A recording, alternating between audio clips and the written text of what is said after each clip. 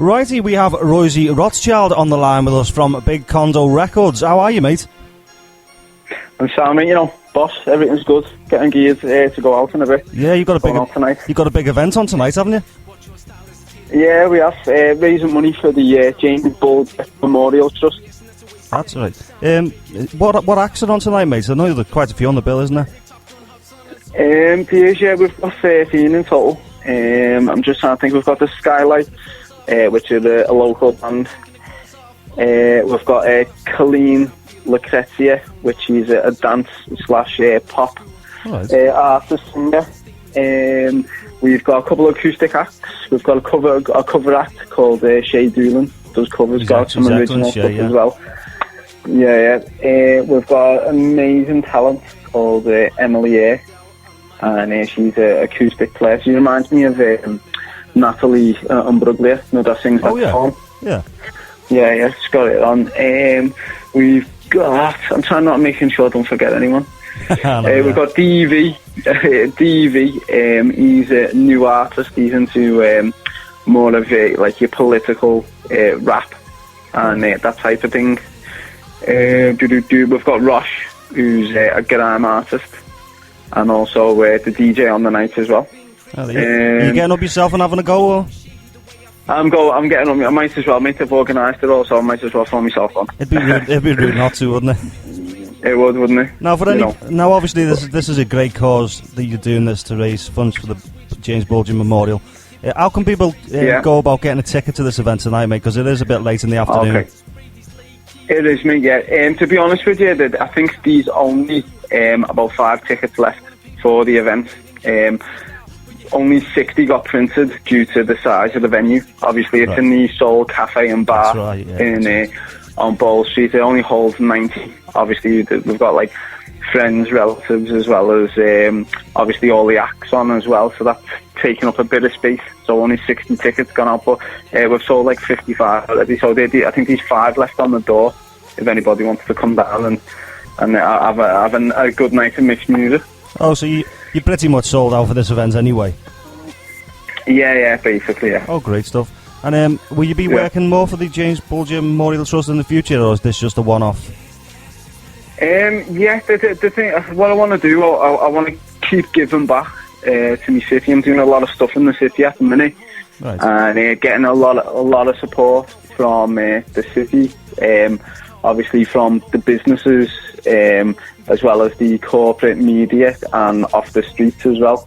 So I want to keep giving back, and obviously this is my first opportunity to give back, and I decided to make sure that every time that we give back, it's going to be based in Liverpool. So I know obviously all these charities are worthwhile causes. You've got your cancer charities and all them types of things, the national ones, the Help Aid and all that type of thing. But I want to make sure that every penny I earn stays in the city, and every penny I give out stays in the city.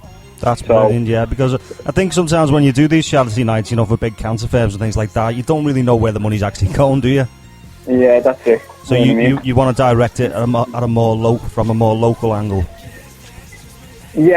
Everything that I'm going to be doing on the charity side of things with any of the businesses that I've got are going to be all local. That's brilliant. Now you're the owner of Condo Records, aren't you? And your main sort of focus is based around hip hop and pop music and pop music. It is, yeah. The reason being, obviously, is that I've got a hip hop background, I know how to promote and push hip hop music. So obviously, all genres of music are similar. Similar ways about going about things with regards to marketing and stuff like that. But I get involved with like a lot of the studio as well. It's not just a business and the marketing. I'm involved with the production aspect, with the sound that comes out. I don't produce myself. I don't make beats. But what I do is I get the beats in, and then I give them to the artists, and then I get the right collabs for them. So I put them with other artists to get the sound that we need for that song. I see what you mean. And then. So it's more of an executive producer role rather than production. I see. Obviously, I mean, our show is based mainly around guitar music. What you do is I'm a bit alien to be honest with you. I understand the concept and things like that, you know what I mean? But I do think, I mean, I remember the first time you come across our show and I thought to myself, that's interesting, because I mean, out of all the people I deal with and things like that, you know, they're all pushing guitar music, which I love guitar music, it's not a problem, but you're taking a bit of a different angle within the city, aren't you? And you're promoting the likes of hip-hop, which I think's very good, it's very original, you know. Somebody needs to do that job, don't they? Yeah, and I'm trying to make a crossover as well, because obviously I've come from the Liverpool underground scene, so I've seen where the scenes are, what they've been doing, and I'm looking at the other side of the music, what all the bands are doing, and the acoustic acts and the singers, and what I've started doing nights where I'm crossing over, so you've got acoustic and singers with rappers, and I'm trying to get it so that the city can be as one, because I don't know whether you're aware of this, every festival that the council puts on, or Liverpool Sound City put on, or any a threshold festival, anything like that, there's no hip-hop action. It's true, that, isn't it? What is that about? That's what I can't quite get my head around. I mean, if you look at the chart and you look at what the kids are listening to and things like that, it is a lot of hip-hop, isn't it?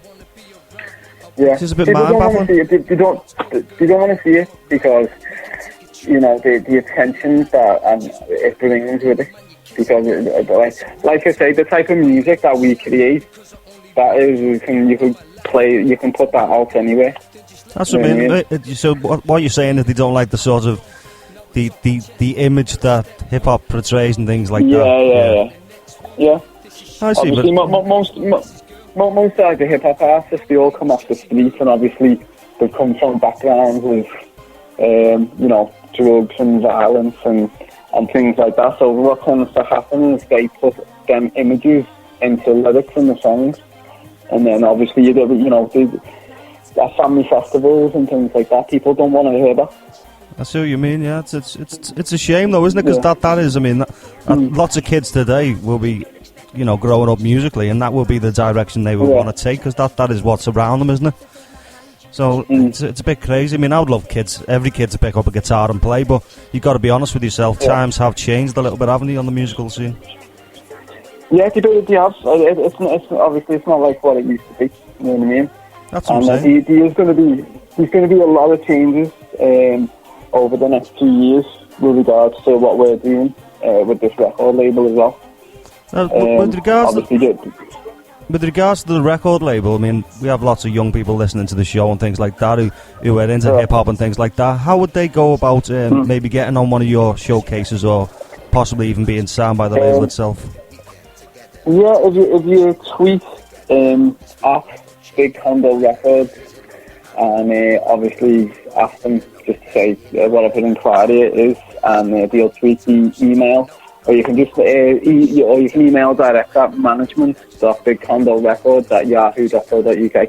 And what's the format? Is it a case of if the music's good enough you'll be back in touch, or is it a case of, you know, you will talk to everybody on an individual basis regardless? Yes, obviously once someone approaches the label, we normally have like a scouting process where we watch for a bit longer. So a lot of the times these shows are put on for that, aren't they? You know, if you're not entirely sure, then you'll just get all the acts on a showcase, and you know you will pick the ones that were the best on the night. Is that the kind of way it works for you guys? Yeah, no, there's loads of things to take to account with everything. Obviously, the thing is with a record label, we sign recording artists. So obviously not everyone that performs live is a recording artist. Of course not, no, yeah. Yeah, obviously, because you might have someone that on the night perform live, they might sound amazing, might have the crowd going, everything looks like the real deal, and then you get them in the studio and it doesn't sound right on the song. Of course, yeah. I've had that a few times in the past, yeah. Yeah. No, it's happened to us a couple of times, so obviously we're aware of that situation as well. It's normally on the other foot for me. I normally get people to send me music that's absolutely superb, and then I go and watch them live and go, what the fuck's happened here? You know? Yeah. So that's there's loads of things to look at. So what are you doing for the rest of the year, mate? What gigs have you got lined up? What events? We've got absolutely loads because we're just doing a record label. A large amount of the events, I'd say 95% of the events that we put on are single launches. I see. So when we've got an act that's dropping a new single, obviously a lot of promotion goes into it, and then obviously we make sure that they have a launch to further the promotion and to sell hard copies on the night as well. Excellent. So, do you find this sometimes a bit tricky? Obviously, you're promoting all these acts and things like that. Do you find it hard as a musician yourself to focus on yourself and your own adventure?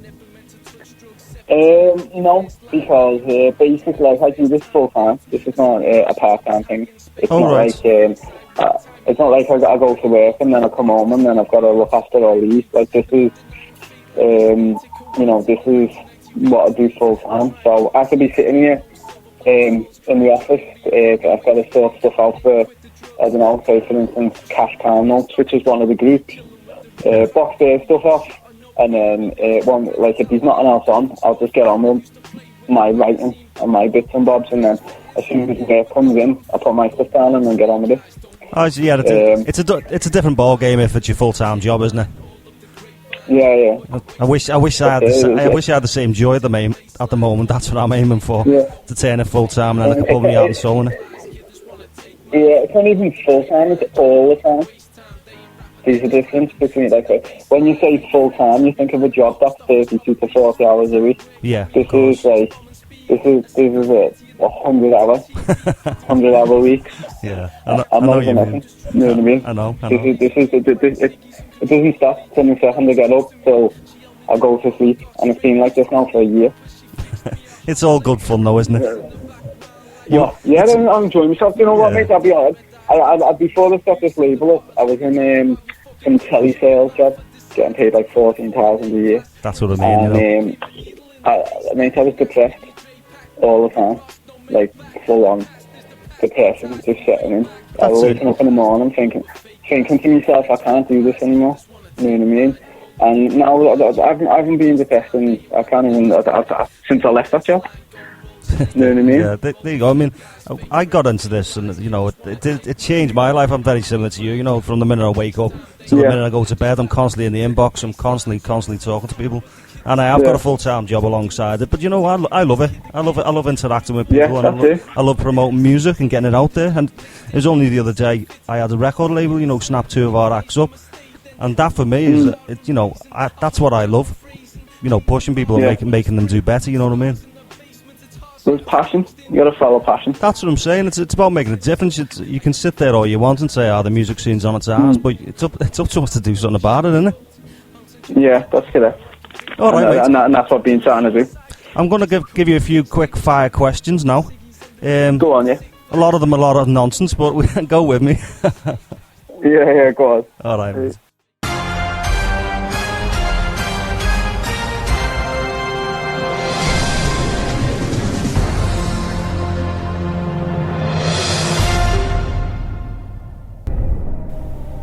Right, number 1. If you could step into a boxing ring with anyone, who would it be?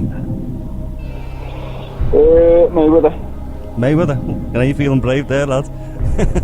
No. If you're going to fight, you need to fight the best. That's very true, mate. That is very true. It's a good outlook.